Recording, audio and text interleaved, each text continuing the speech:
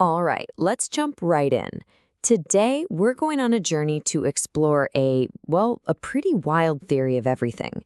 It's a big idea that tries to connect quantum physics, our own biology, and even consciousness itself. And believe it or not, it all starts with a very simple, very human question. Can sound actually heal you? I don't mean in some vague, this music is relaxing kind of way. I mean, can sound waves physically alter our bodies for the better? It sounds like something straight out of science fiction, I know. But stick with me here, because the answer could totally change how you look at, well, everything. And you see, our story doesn't start in a high-tech physics lab. It starts with a sick dog. Yeah, you heard that right. It's this incredible personal journey that starts with a real-world problem and ends up spiraling out into a whole new vision of reality. So let's get into it. Okay, so let's set the scene. This didn't begin with someone trying to discover the secrets of the universe. It started with a moment of crisis and a flash of insight that pointed toward a completely new kind of medicine. So get this. The person at the center of this story has a dog suffering from a tracheal collapse. The vet's options are pretty invasive, but this person, who happens to be studying wave physics, has this crazy idea. What if you could use sound to physically support the dog's trachea? This became the basis for something called acoustic medical technology, or AMT. The idea is to use very specific low frequencies between 85 and 255 hertz to create what you could call a mechanical scaffold of sound waves, literally holding the tissue in its proper healthy shape. But here's the real mind bender. The theory says the sound isn't just helping the healing along. The sound waves are the healing. It's not an assistant, it's the main event. Right. I know what you're thinking. That's the huge question, isn't it? It just seems impossible.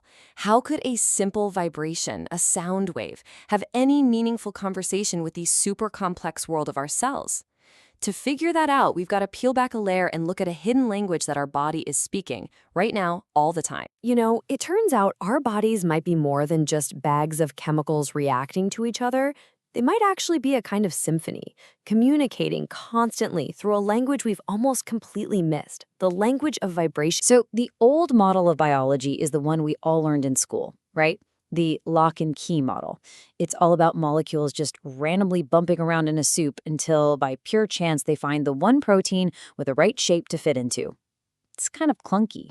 But this new model suggests something way more elegant: harmonic resonance. Instead of random bumping, it says molecules are actually drawn to each other by their unique vibrational frequencies, kind of like two tuning forks that are made to sing together.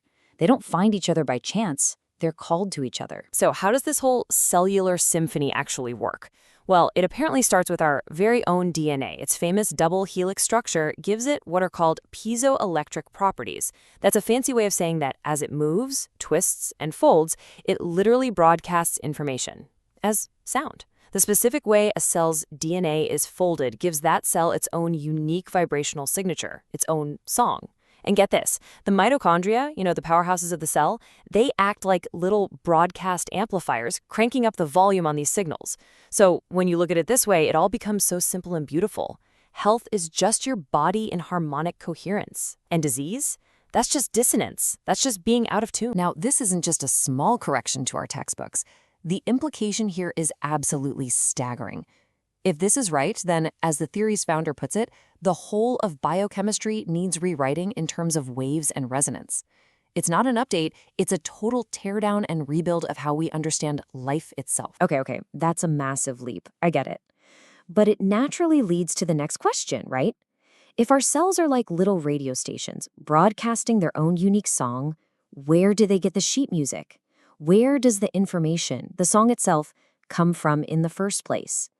How does a brand new cell know which song it's supposed to play? And this is where things get really weird. And we have to build a bridge from the world we can see, the biological world, to the deeply strange and invisible world of quantum physics. So the first piece of this bridge is this idea of a universal quantum information field. Think of it like a cosmic iCloud, a vast invisible field that holds all the data, all the potential blueprints for how life can organize itself. It's basically the morphogenetic field that biologists like Rupert Sheldrake have been talking about for decades. It's the master plan. But how do our cells actually download the blueprint from this cosmic server? The theory points a finger at a very specific, very tiny structure inside every single one of our cells, the microtubules. These incredible little tubes have a unique, hollow, almost crystalline structure that makes them perfect for maintaining quantum effects. They're essentially biological antennae, perfectly tuned to receive information from that quantum field. And here's the punchline. The microtubules don't just receive the quantum data like a radio antenna. They are transducers. They take that formless quantum information and translate it directly into mechanical vibrations, into actual sound waves. That's it. That's the quantum sonic bridge, the missing link that connects the universe's blueprint to our physical, biological reality. So let's follow this train of thought all the way to the end. If our biology is built on vibration, and that vibration is a translation of information from a quantum field, then what is that field? What is the fundamental stuff of reality itself? Well, the theory goes deep.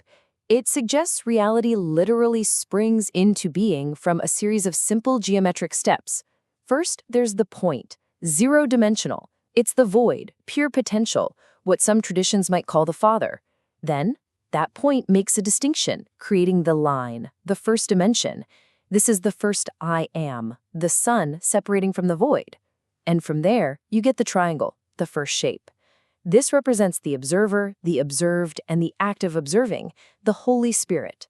It's the moment consciousness can look at something and say, I am that. This all leads us to the ultimate question, the big one, the one that mystics and philosophers have wrestled with forever.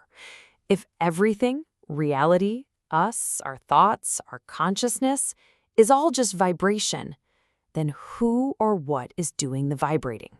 Who's playing the music? And the answer this theory gives is profound. It says the question itself is built on a mistake. There is no separate vibrator making the vibration. The question just dissolves. You can't separate them. Vibration is consciousness. The dancer and the dance are one and the same. Okay, wow. That is about as abstract as it gets. So let's pull back from the cosmos for a second. What on earth does any of this mean for us, for our actual lives, right here and now? How do we live in this symphony? Well, if we really are vibrational beings, then our well-being literally depends on the vibrations we surround ourselves with. We're either choosing harmonic coherence or we're living in harmonic dissonance. So what does that look like? Coherence is syncing up with natural rhythms, getting out in nature, feeling joy and real connection. Dissonance? That's chronic stress, it's isolation and fear. It's living constantly bathed in the artificial electromagnetic fields from Wi-Fi and all our devices. And there's one frequency that's especially important.